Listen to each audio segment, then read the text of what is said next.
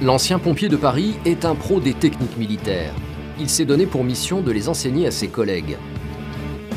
Pompe, gainage, haltérophilie, tout est bon pour les faire suer. Et pas de traitement de faveur. Depuis 2015, la police municipale de Vias est en effet armée et formée aux techniques d'intervention les plus pointues, comme leurs confrères de la police nationale. Car face à la menace terroriste et à l'augmentation de la délinquance, ces hommes se doivent de pouvoir faire face à des situations risquées. Et pour cela, leur forme physique doit être irréprochable. Position de gainage, le lève, c'est parti. 2 fois par semaine, changement de look pour les policiers de Vias. L'uniforme bleu marine est troqué contre celui d'athlète de haut niveau. Ok. Pour des séances intensives d'entraînement. Allez Serge, allez Bouchette, on s'accroche. Objectif, être en forme olympique pour affronter les interventions de l'été.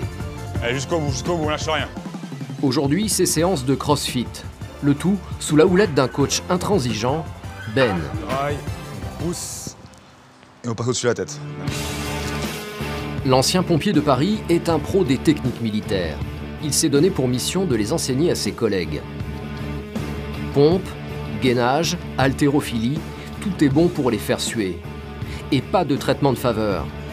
Voilà, impeccable. Allez, on va au sol ensemble. Même Jean-Michel, le chef de la police, doit suivre les instructions de son subalterne. Allez, encore. C'est lui qui dirige, qui encadre, qui corrige. Voilà, c'est lui qui nous gère. Il a et la casquette PM, et là, pendant 1 heure, il la pose et il prend celle de coach. Et certains poussent même l'exercice plus loin, avec un plastron lesté de 10 kg, l'équivalent de leur gilet pare-balles. On va exécuter tous les mouvements qu'on fait avec le gilet pare-balles pour nous apprendre à bosser avec le gilet et que ce soit plus facile après derrière sur le terrain tous les jours, quoi. L'entraînement des policiers municipaux est aussi poussé que celui des policiers nationaux. Car aujourd'hui, ces hommes sont confrontés à la même violence sur le terrain. Ils doivent donc être prêts à toutes les éventualités. Donc, comme nous, on est primo-intervenants dans la ville, il faut avoir un minimum de conditions physiques. Et ça crée aussi une super cohésion entre nous, parce qu'on se déplace ensemble, et quand on fait les WOD en équipe, chacun, les gens plus forts entraînent les gens plus faibles. Et c'est très bien pour l'ambiance dans le poste, c'est hyper important. Pendant que ces policiers se forgent un physique à toute épreuve, dans la station balnéaire, une autre équipe va devoir intervenir pour jouer les anges gardiens. Dans le sud de la France, la plupart des vacanciers viennent chercher le soleil et la baignade. Mais comme partout ailleurs, la saison est aussi liée aux caprices de la météo.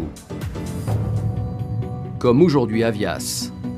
Une perturbation amène de violents vents. La mer se transforme en danger. Les sapeurs-pompiers sauveteurs doivent évacuer au plus vite une partie de la plage. Poste central de Mathieu transmet. Est-ce que tu es en contact avec une patrouille? Il y a une police municipale qui vient d'arriver, ils arrivent.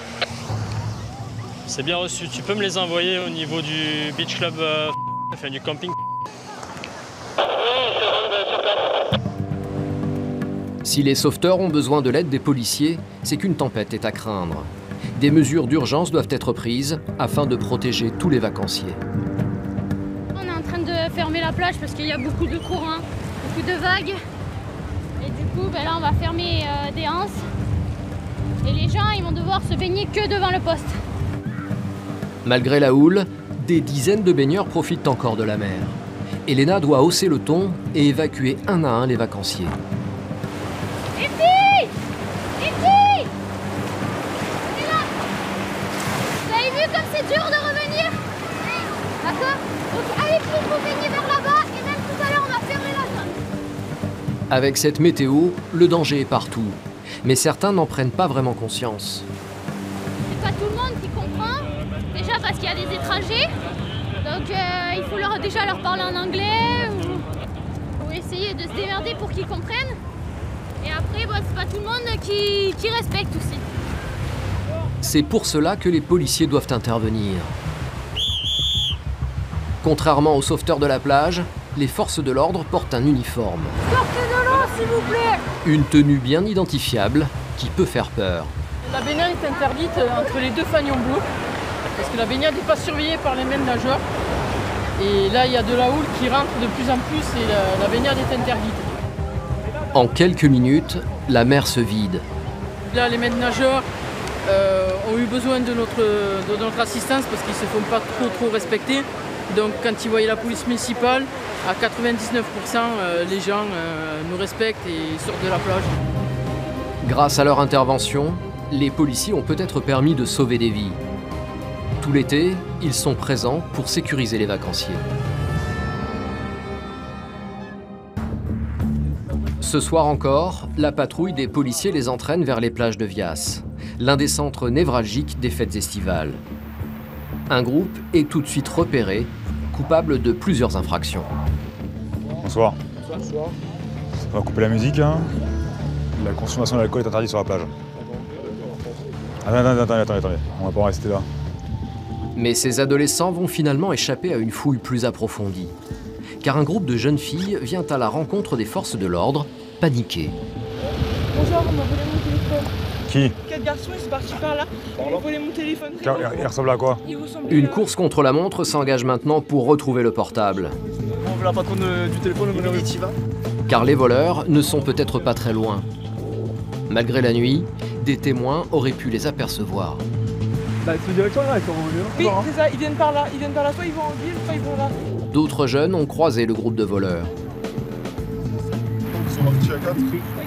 4 et ils sont partis en courant à fond de balle. Ah, ils sont partis à fond de balle là-bas, apparemment. Les policiers décident de continuer leur course en voiture.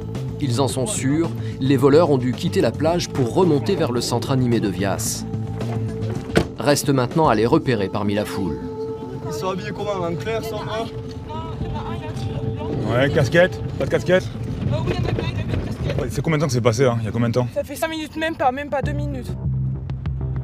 La jeune victime ne quitte pas d'une semelle les policiers. Elle seule connaît le visage des voleurs. Ça s'est passé comment? C'était un vol à l'arraché? C'est ça, en fait, ils sont venus nous parler. Non, c'était pas. Ils sont venus nous parler et bah, du coup, ils ont pris mon portable et tout. Parce qu'ils m'ont distrait. Et voilà. Ah, c'était lui! Lequel? C'est lui là, le t-shirt blanc. Tiens. Par miracle, la jeune fille vient d'apercevoir l'un des présumés voleurs. Regardez bien.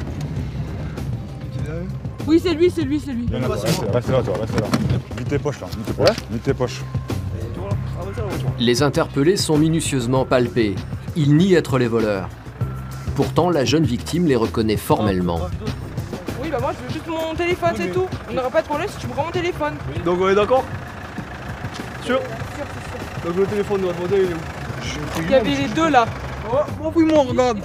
Regarde, j'ai qu'une poche derrière. Tu peux me fouiller? Je m'appoie devant toi. C'est pour retrouver mon téléphone, bah ouais. Écoute. La propriétaire du portable ne se démonte pas et affirme devant eux qu'elle les a vus lui dérober son téléphone.